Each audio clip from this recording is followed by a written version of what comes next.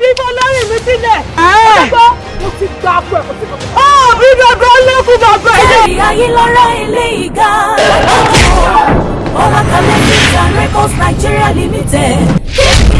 Kini Kin Se lágbéjáde yìí o. Sinimá tó lè kókókókó tó kọjá àfẹnuròyìn. Kini Kin Se àgbàdúrà ní kọ́lọ́run má jẹ́ kéṣù yà wá lọ. KKN Kini Kin Se. Jẹ́ kí n ṣàlàyé ọ̀rọ̀ kọ̀ọ̀kan fún ẹ. Nǹkan tí ò yẹ láti dọjọ́ yìí. Màá jẹ́ kó yẹ. Obìnrin wọ́n á fi kẹ̀kẹ́ síwájú ẹ̀ sí. Wọ́n á ní òkú ni wọ́n á sin kí wọ́n tó gbẹ́lẹ̀. Àtẹ̀yìnrọ̀gbà géètì ajá. Agé létí tó ṣẹ̀ṣẹ̀ wá ń fọ̀bẹ pamọ́. Lẹ́yìn ìgbà tó ń bá fi wàrà mórógùn tó tó dá kòkòrò lórí iná. Wọ́n ṣẹ̀ṣẹ̀ wá máa béèrè pé Kini Kin Se. Ó ní kí fóònù kìíní mi jẹ. Kíní tèmi ní ápù máa ń mi. Ayé ẹ̀ máa bàjẹ́ ni.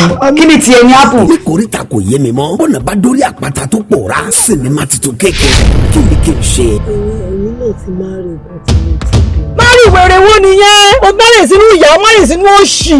Sinimá tó gbé ọkàn sókè roro tó bíláàdì. Bàbá náà ṣiṣẹ́. Àbámọ̀ medicine after death. Ẹ wo àwọn tó wà ní sinimá yìí ó kọjá àfẹnuròyìn ẹjọ́. Ó lágbára. KKN Kini Kin Se. Ṣé yàtá ń jẹ bẹ́ẹ̀ lọ́rùn ni?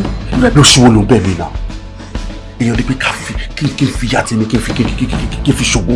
Another blockbuster written and produced by Cherry Ayilara, directed by Demilade Mandate, Atabiodun Adeleye, Abisodun, packaged by Jumoke Kudaisi, starring Peter Ijagbemi, Kemi Korede, Jumoke Kudaisi, Cherry Ayilara, Sunday Jato, Celia Tadewale, Kolade Islander, Osu Adeleye, Ojo Ajiboye, Adebayo Makinde Mulero àti bẹ́ẹ̀ bẹ́ẹ̀ lọ. Introducing Ifeoluwa Austin Emmanuel nínú sinimá titun yìí. KKN Kini Kin Se subtitled in English. Ó ti jáde wà lórí PCD nìkan kàṣàgbà. Marketed and distributed by Ọlákalẹ̀ Films and Records Nigeria Limited. Block E18 Movie City, Ami Arena Shopping Complex, Bolade Oṣù Lagos. Telephone 033519849. Sinimá titun Kini Kin Se. Not just another one. Iṣẹ́ tó nọ́ṣẹ́ pani ẹgbà bẹ́ẹ̀. Go get your copy now.